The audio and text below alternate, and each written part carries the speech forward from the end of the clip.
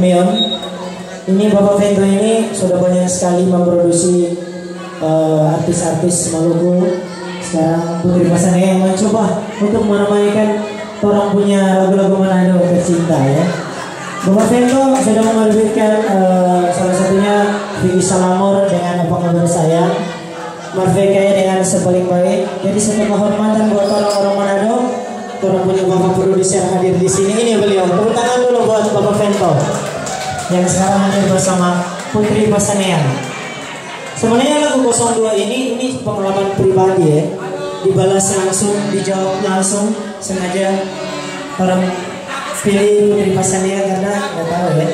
Ini pengalaman pribadi juga atau tidak. Dua gambar dengan 02 yang selalu membela para 02 yang ada. 02 mana suaranya? 01 mana suaranya? Oh ada tuh, ada.